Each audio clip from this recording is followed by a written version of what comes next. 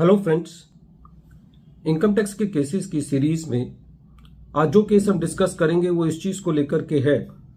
कि यदि assessment proceedings के अंदर असेसिंग ऑफिसर प्रॉपर इंक्वायरी के बाद ये पाता है कि जो असेसी के बैंक में कैश डिपॉजिट हुआ है वो असेसी का कैश नहीं है, ये कैश किसी और ने असेसी के बैंक में डिपॉजिट करके वहां से अपने अकाउंटों में उसको ट्रांसफर किया है और असेसिंग ऑफिसर उन लोगों के अकाउंट में सेक्शन 69 के अंदर सब्सटेंटिव एडिशन भी कर देता है, तो क्या असेसिंग ऑफिसर के पास ये अधिकार है कि असेसिंग ऑफिसर उस असेसी के हाथ में भी प्रोटेक्टिव असेसमेंट कर दे जिसके यहां दूसरे लोगों ने असेसी के बैंक में कैश डिपॉजिट किया है? यही इशू अमृतसर ITAT ने अपने एक case Mandeep Singh versus income tax officer के केस में डिसाइड की। ये case 126 ITR tribunal page number 240 पर रिपोर्ट हुआ और इस केस का जजमेंट 30 जून 2025 को आया। प्रेजेंट केस असेसमेंट ईयर 12-13 से रिलेटेड है। प्रेजेंट केस के अंदर असेसी एक फॉरेन लीकर का एक रिटेल ट्रेडर है जिसको स्टेट एक्साइज अथॉरिटीज से लाइसेंस मिला हुआ है। जो असेसमेंट ईयर 12-13 था उससे रिलेटेड जो प्रीवियस ईयर था, उस प्रीवियस ईयर के 14 दिनों के अंदर जो पीरियड 13 मार्च 2012 से लेकर के 26 मार्च 2012 में जो 14 दिन थे, उसके बीच में किन्हीं दो लोगों ने असेसी के जो फर्म का नाम था उस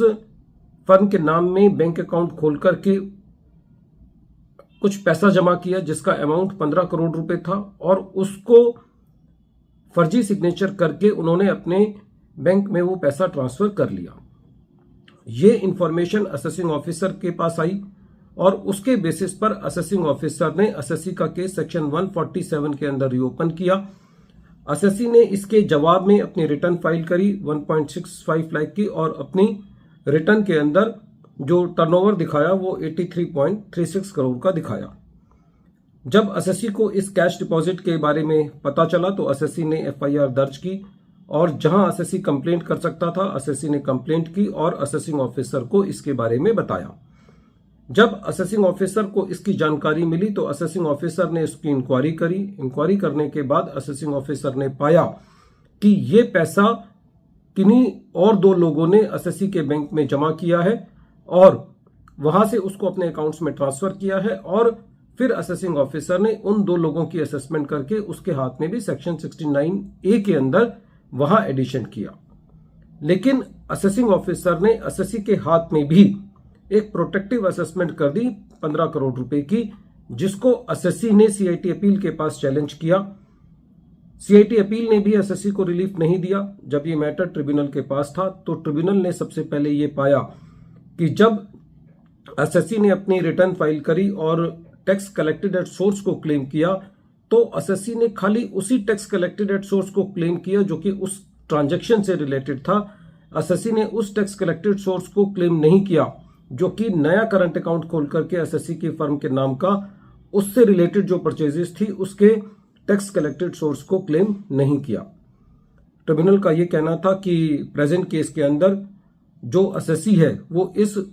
फाइनेंशियल वर्थ का आदमी नहीं है कि उसके लिए ये ह्यूमनली पॉसिबल हो कि वो 14 दिन के अंदर 15 करोड़ रुपए अपने बैंक में जमा करे, स्पेशली उस केस में जहां पर उसको एक